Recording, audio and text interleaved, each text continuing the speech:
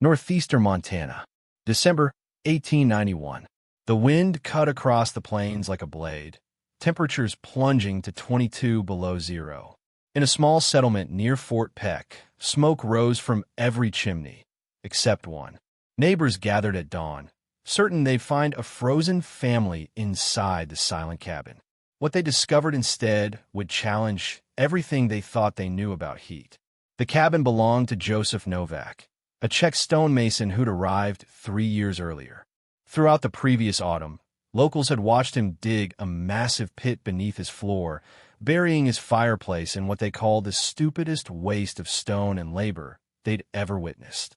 The county's most respected builder, Thomas Whitmore, had publicly declared it a death trap that violates every principle of proper heating. But on that frozen December morning, when neighbors finally entered Novak's cabin, they found his children sleeping comfortably in 64-degree warmth, 12 full hours after his last fire had died to ash. What did this immigrant stonemason understand about thermal mass that American builders had forgotten? If you want to discover how frontier engineers achieved the impossible with buried heat, hit that like button, subscribe, and drop a comment telling us what traditional building technique you'd like us to explore next. Joseph Novak had learned his trade in the stone villages of Bohemia, where winters were long and fuel was precious. When he arrived in Montana Territory in 1888, he found abundant timber but noticed something that troubled him.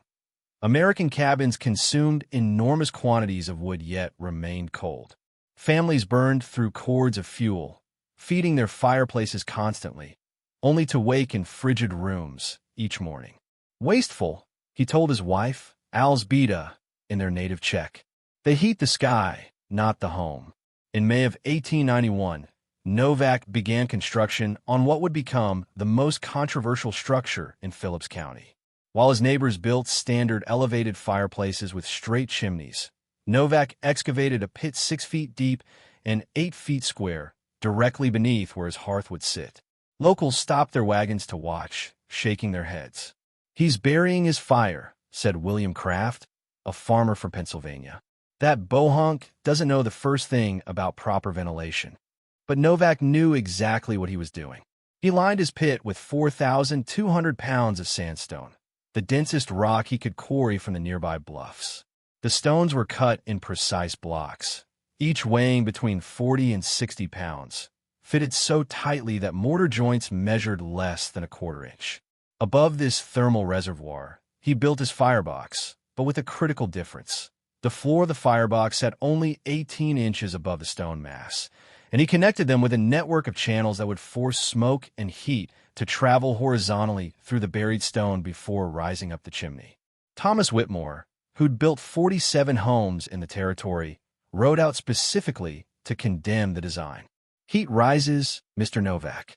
Any child knows this. You're trapping smoke in your foundation. Your family will suffocate, or the cabin will burn from the inside out." Novak simply continued laying stone. He'd spent 3 months selecting each piece, testing density by weight and sound. Sandstone, not granite, not limestone, because sandstone could absorb and release heat slowly, storing thermal energy the way a spring stores water. The channels he'd carved forced hot gases to give up their heat to the stone mass before escaping. His calculations, done by lamplight in memory of his grandfather's work, suggested the system could store between 180,000 and 220,000 BTUs, enough to heat his 640-square-foot cabin for hours after the fire died. His neighbors called it Novak's folly. The local newspaper, the Fort Peck Press, ran a brief mention in August. "Local foreigner wastes summer on underground furnace. Expect stone to remember fire. We expect frozen family by January." By October, when Novak's chimney finally rose above his roof, angled precisely 15 degrees off vertical to create optimal draft, 17 families had visited to laugh. Even his fellow Czech immigrant from the settlement at Thony urged him to rebuild before winter. "Joseph," said his friend Vaslav, "pride will kill your children. Build it the American way." But Novak had not come 4,000 miles to forget what his people had learned over centuries. In Bohemia, massive tile stoves called Kachlov Kumna had heated homes for generations, their thermal mass so effective that a single firing could warm a house for an entire day.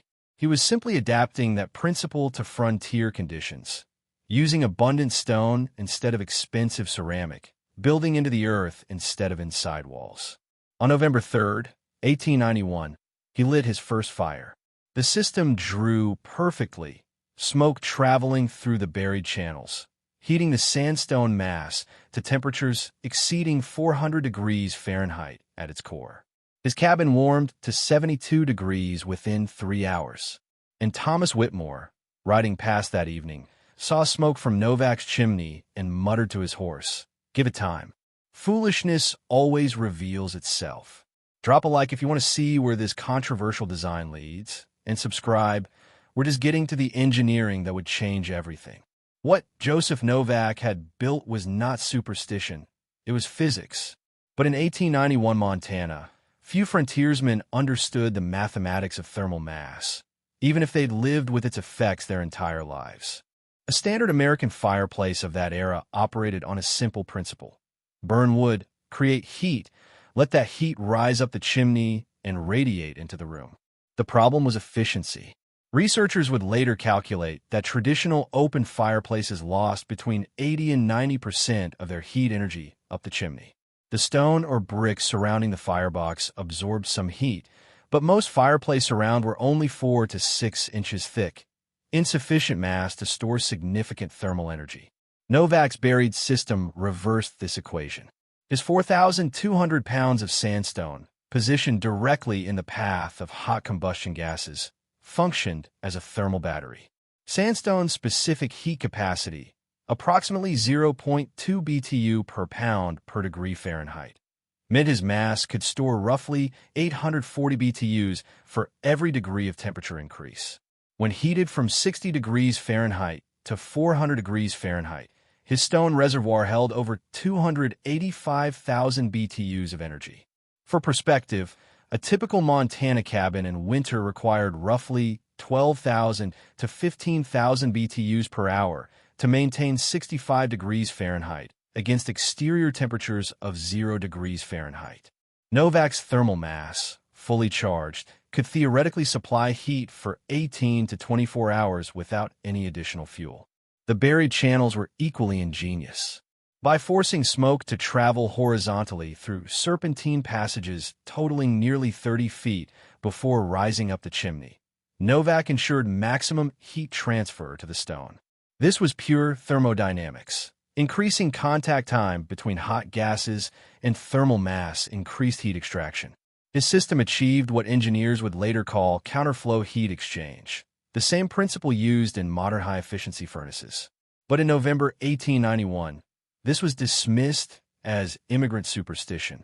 "Stone can't hold heat overnight," insisted Whitmore at the general store. "It's physically impossible. Heat dissipates. That's the law of nature." What Whitmore didn't understand was the difference between conduction, convection, and radiation. Stone does lose heat, but slowly.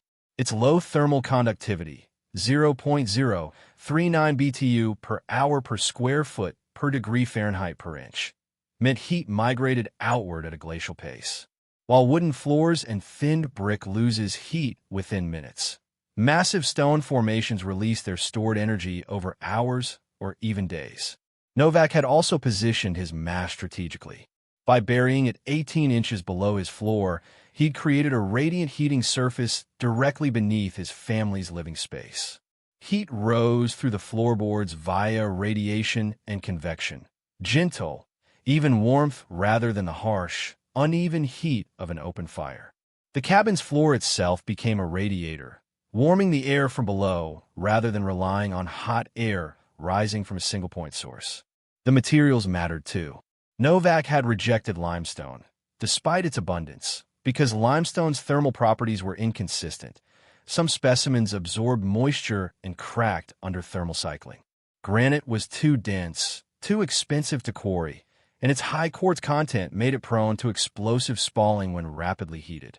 Sandstone, with its uniform grain structure and moderate density of 140 to 160 pounds per cubic foot, was ideal, abundant, workable, and thermally stable.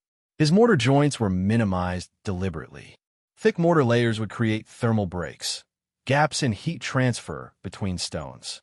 By fitting stones so precisely that mortar served only to seal rather than separate, he created a nearly continuous thermal mass that behaved as a single heat sink rather than a collection of individual stones. Throughout November, Novak's system performed exactly as he'd calculated. He burned fires for 3 to 4 hours each evening, bringing his stone mass to temperature. The cabin remained comfortable through the night and well into the following afternoon. He consumed approximately one-third the firewood his neighbors required, a savings of roughly 8 cords over a Montana winter. His neighbors noticed the reduced smoke, the lack of constant fire tending, but most attributed it to a mild autumn. "Wait until real cold comes," they said. "Then we'll see his folly freeze." Thomas Whitmore remained the system's harshest critic. At a community meeting in late November, he explained, with the confidence of experience, why Novak's design would fail. "Gentlemen, I've built chimneys from St. Louis to Helena. This Czech's contraption violates 3 fundamental principles. Heat must rise freely, smoke must escape rapidly, and no stone foundation can withstand the thermal stress of direct fire contact. When January cold arrives, his stones will crack, his chimney will collapse, and we'll be digging his family from rubble." Several men nodded. Whitmore's experience seemed unassailable. But experience, Novak knew, was not the same as understanding. His grandfather had taught him. The stone remembers the fire long after the flame forgets the wood. December would prove who understood heat and who merely understood habit. Like and subscribe if you're ready to see how extreme cold would test everything. The next chapter reveals the night that silenced the doubters. December 11th, 1891, began with a sky the color of old iron. By noon, the temperature had dropped to 8 degrees Fahrenheit. By sunset, it had reached 0. And by midnight, when a mass of Arctic air swept down from Canada, the thermometer outside the Fort Peck trading post registered 22 below 0, the coldest night in 5 years. Joseph Novak had lit his fire at 6 p.m., as usual. He'd burned a mix of cottonwood and ash, roughly 45 pounds of split wood, for 3.5 hours. By 9:30 p.m., his firebox contained only glowing coals. By 10:15 p.m., the last ember had gone dark. His stone mass, buried beneath the floor, had reached an estimated 420 degrees Fahrenheit at its core. "Jesus Maria," whispered Alzbeta, standing barefoot on the floor. "It's like summer earth." The floorboards radiated gentle, persistent warmth. Across the settlement, other families were waking in terror. In a craft cabin, William stumbled from bed at 1 a.m. to find his water bucket frozen solid and his children huddled under every blanket they owned. He split wood by lantern light, his fingers already numb, and stoked his fireplace into roaring life. By 2 a.m., the front of his cabin was almost habitable, but the back bedroom remained below 40 degrees Fahrenheit. Thomas Whitmore fared slightly better. His fireplace was well built, and his cabin's walls were chinked tight. But maintaining heat required constant attention. He woke 3 times during the night to add wood, each time standing before the flames for 10 minutes to warm himself before returning to bed. His cabin's interior temperature fluctuated between 48 degrees Fahrenheit near the back wall and perhaps 62 degrees Fahrenheit directly in front of the fire. The Novak cabin told a different story. At 2 a.m., 4 hours after the fire had died, Joseph checked his thermometer, 66 degrees Fahrenheit. The floor remained warm to bare feet. His children slept undisturbed. At 4 a.m., 64 degrees Fahrenheit. At 6 a.m., 61 degrees Fahrenheit. At 8 a.m., when the sun finally rose over frozen plains and the exterior temperature had climbed to 18 below 0, his cabin still held 58 degrees Fahrenheit. 12 hours after the last ember died, the Novak family woke comfortably, without having touched a single piece of wood since 9:30 the previous night. When neighbors gathered at the general store that morning, haggard from sleepless nights of fire tending, someone mentioned Novak's silent chimney. "Probably froze," muttered one farmer. Haven't seen smoke since yesterday. But Joseph arrived with his children at 10 a.m., hauling supplies. His youngest daughter wore only a light jacket. His boy's cheeks were ruddy, not frost-nipped. And when asked about his night, Novak simply said, "We slept." "You kept fire all night?" asked Whitmore, surprised. "I went through near 2 days' worth of wood." "No fire since 9:30, Novak replied in his accented English. Stone remembers. The crowd fell silent. Thomas Whitmore's face hardened. "Impossible. Your cabin is 640 square feet, exposed on 4 sides. At 22 below, heat loss is..." He stopped calculating. "You need continuous firing or massive insulation." "What's your interior temperature now?" "When I left at 9 o'clock, maybe 56, 57 degrees. Several men exchanged glances. William Kraft spoke up. "Joseph, my cabin was 35 degrees this morning. I burned wood from midnight until dawn without stopping." "I would like to see this buried fireplace," said Whitmore slowly. "With your permission." That afternoon, 7 men crowded into Novak's cabin. Whitmore brought his thermometer, a plumb line, and a measuring tape. What he found forced him to confront the mathematics he'd dismissed. The cabin's interior temperature, at 2 p.m., was 63 degrees Fahrenheit, warmed by the afternoon sun and by thermal radiation still emanating from beneath the floor. Whitmore knelt and placed his palm on the floorboards near the buried mass. "Dear God," he whispered, "it's warm. 18 hours after his last fire, and the floor is warm."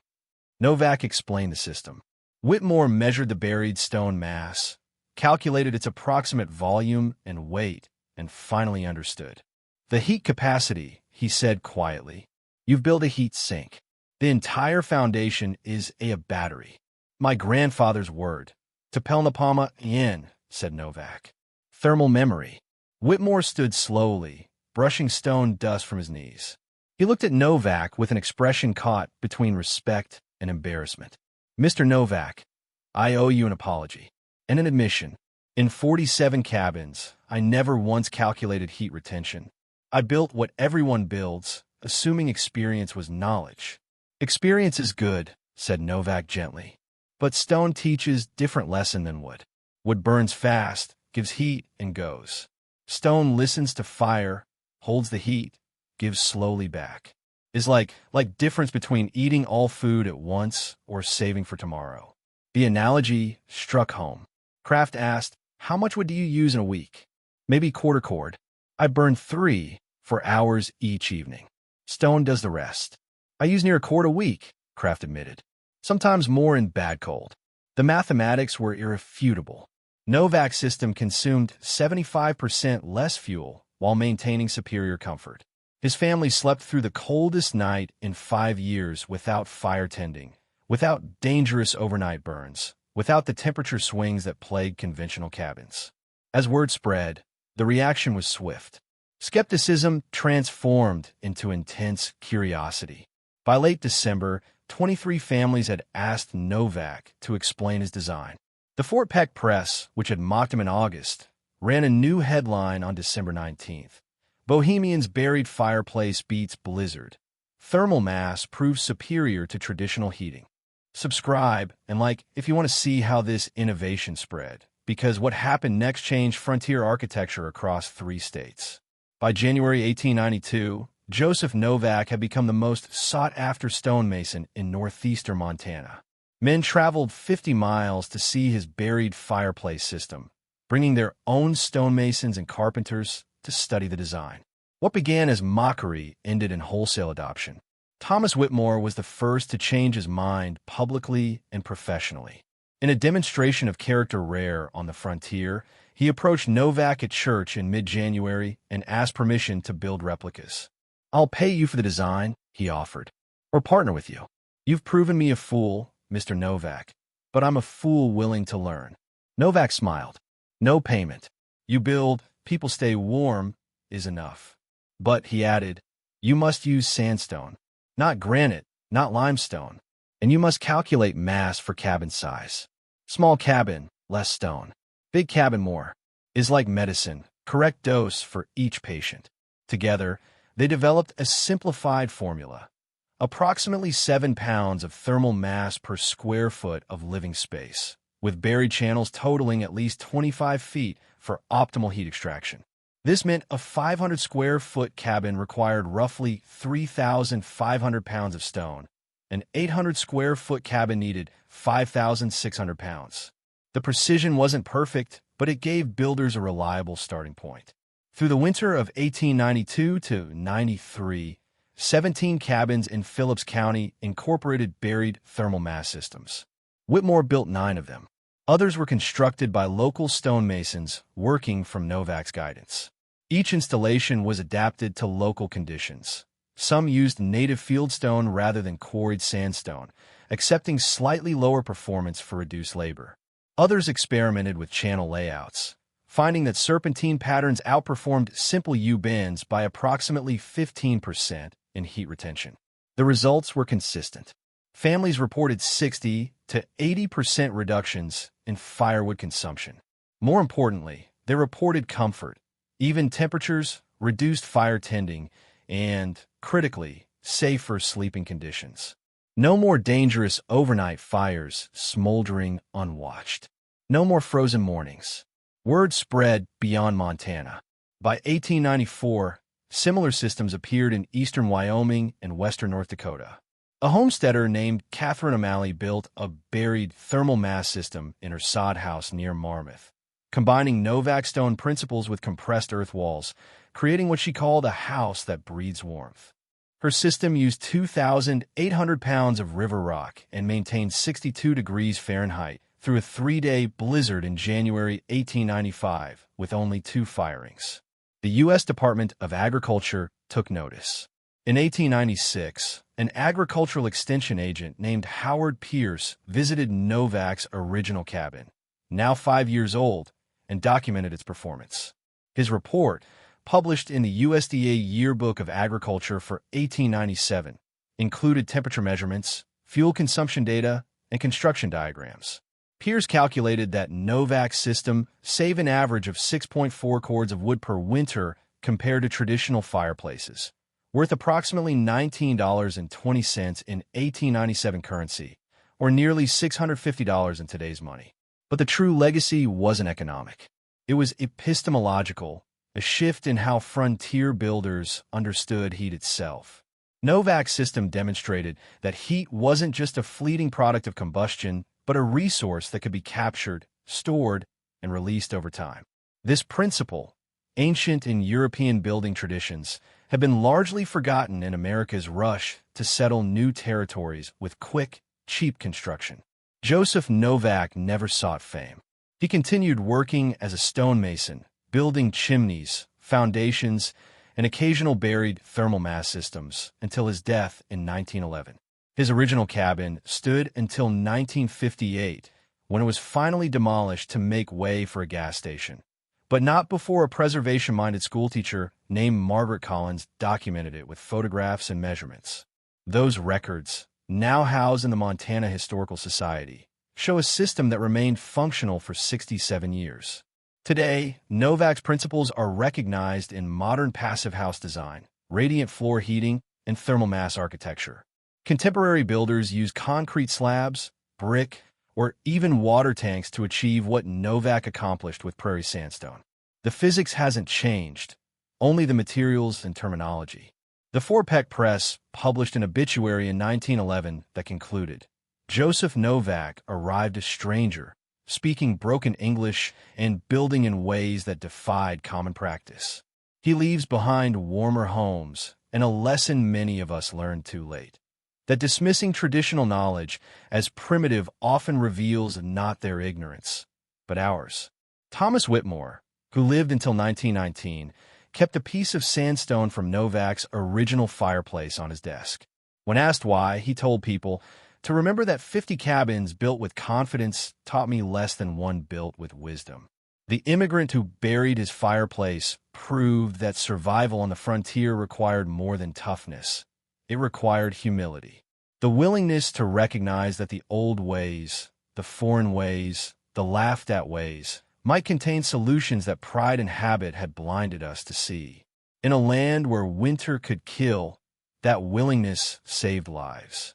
And every time a modern home uses radiant floor heating, every time a builder incorporates thermal mass in a passive solar design, every time someone understands that heat can be stored and released slowly, they're living in the warmth of Joseph Novak's buried fire.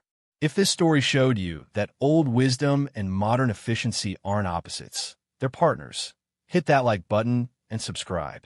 Drop a comment telling us what traditional building technique you'd like us to explore next. Because the frontier is full of forgotten engineering waiting to prove the doubters wrong.